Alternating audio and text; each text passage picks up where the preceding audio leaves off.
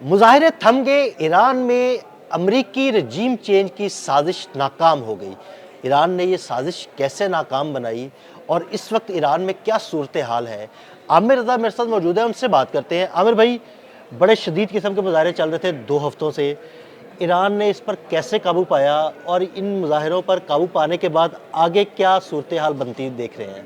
देखिए, अगर जिस तरह से आपने आगाज़ किया है बात का दिल भाई, वो तो लगता ये है कि जीत गया ईरान, हार गया अमेरिका। बिल्कुल। ये कुछ इस तरह की आप स्टोरी जो है नज़र आती है, क्योंकि कल तेहरान में जो मुजाहरा हुआ उसमें मसूद पेज़ेश्कियान ख़ुद मौजूद थे, जो सदर हैं इस्लामी जमहूरिया ईरान के, और लोगों ने कुरान पाक हाथ में उठाया हुआ था और अमेरिका के ख़िलाफ़ और इसराइल के ख़िलाफ़ उन्होंने नारेबाजी भी की है और काफ़ी बड़ा हजूम इकट्ठा किया उन्होंने तेहरान के अंदर। अगर आप इसको इस एंगल से देख रहे हैं तो वाकई में इस वक्त तेहरान में मुजाहरों का वो मामला, वो सिलसिला जो है वो रुक गया है, जो 31 सूबों में जारी था।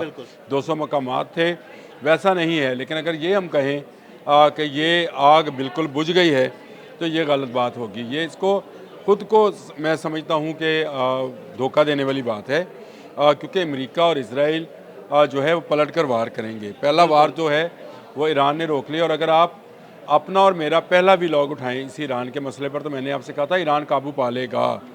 आज जो इंसानी हकूक़ की तंजीमें हैं वो कह रही हैं 2456 के करीब जो लोग हैं उनको हलाक किया गया है। कोई 12,000 के करीब लोग जो हैं इनको गिरफ़्तार किया गया है ईरान के अंदर।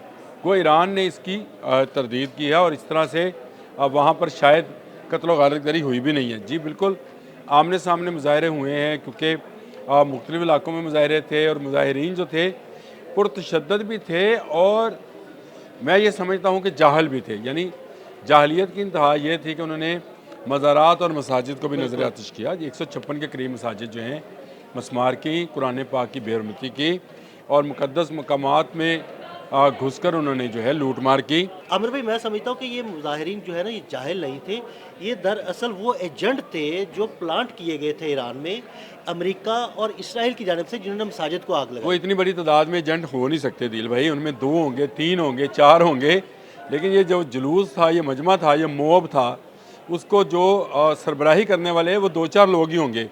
बाकी तो हजूम में जाहला ही होगा ना। उनके पीछे जो लगा, जो जिसने ये ख्याल नहीं किया कि बीइंग ए मुस्लिम हमें मसाजिद में नहीं जाना चाहिए, कुरान पाक की बेहरमती नहीं करनी चाहिए, मज़ारात को निशाना नहीं बनाना चाहिए। देखें, जो पॉजिटिव सेंटिमेंट के लोग हैं ईरान के अंदर, मोस्टली लोग वो हैं, उनके दिल को ठेस पहुंची और यही वजह है कि ये कुछ पकड़े गए, कुछ मारे गए। इन्होंने भी फोर्सेस के जो लोग हैं उनको मारा, लेकिन अमेरिका को मुदाखलत का एक बहाना मिला।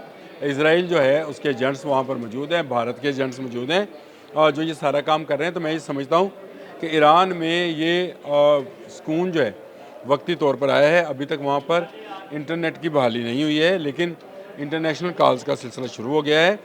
स्टारलिंक अभी तक बंद है एलॉन मस्क का, और ख़बर ये है कि एलॉन मस्क ने अपना स्टारलिंक ईरानियों के लिए फ्री कर दिया है। हाँ जी, बिल्कुल। ये वो चीज़ है कि इससे साबित होता है कि अमेरिका इसके अंदर जो है वो घुसना चाहता है बाय हुक बाय क्रुक।